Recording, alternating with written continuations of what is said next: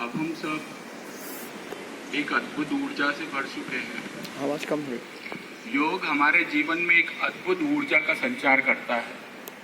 ये ऊर्जा हमारे आसपास होगी, वैसा ही हमारा व्यक्तित्व, हमारा वातावरण का निर्माण होता है। यही ऊर्जा हमें ऊपर भी उठाती है और यही ऊर्जा, जिसे नकारात्मक ऊर्जा कहते हैं, यही हमें नीचे गर्त में ले जाती है।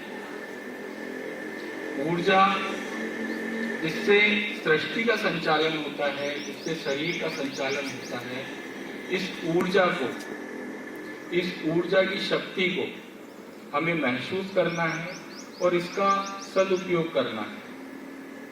ऊर्जा स्वयं उत्पन्न करते हैं और स्वयं ही इसका उपभोग करते हैं। हमें ऊर्जा कैसी उत्पन्न करनी चाहिए? धर्म, सिर्फ एक छोटी सी क्रिया को हम धर्म मान लेते हैं। हम हमारे इष्ट का,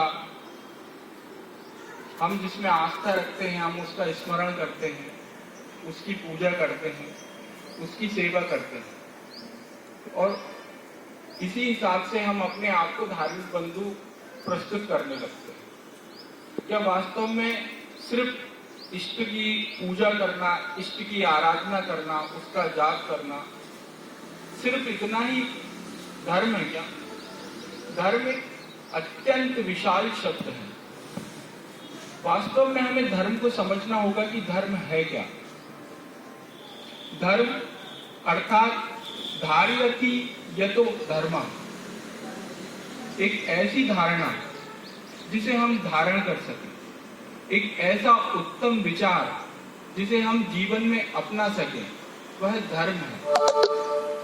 सबसे बड़ा धर्म कौन सा होता है? सबसे बड़ा धर्म मानव धर्म है। अब हमें ये समझना होगा, हम ये बुद्धि से स्वयं इसका अवलोकन करना है कि हमारे जीवन में ऐसी कौन सी धारणा है जिसे हम धारण कर सकते हैं, वह धर्म कहलाता है। एक उचित धारणा होनी चाहिए जिसमें स्वयं के साथ साथ हमारे समाज का, हमारे देश का कल्याण है। किसी की भावनाओं को आहत करके हम अपने आप को धार्मिक नहीं कह सकते। कि जब हमें प्राप्ति होती है तो यह निश्रेयस कहा जाता है। आबुद्ध मोक्ष जीवन का अंतिम लक्ष्य, मानव जीवन का अंतिम लक्ष्य, इस जीवन मरण के चक्र से निकलना। धर्म यही है। यह तो आबुद्ध निश्रेयस प्राप्ति, आबुद्ध और निश्रेयस की प्राप्ति जहां हमें होती है वह धर्म है। जिस धारणा से हमें इनकी प्राप्ति होती है वह धर्म है। धर्म अत्यंत ही विशाल और महत्वपूर्ण विषय है और जिसे हम बहुत संक्षिप्त में समझते हैं।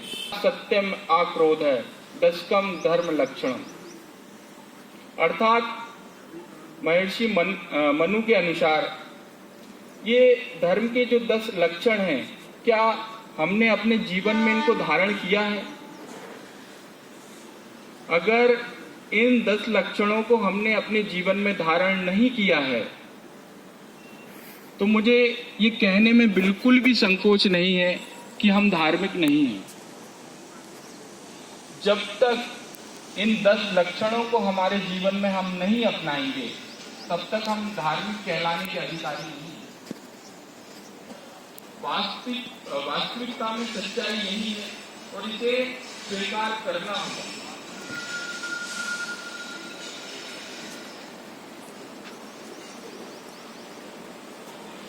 बहुत बहुत धन्यवाद।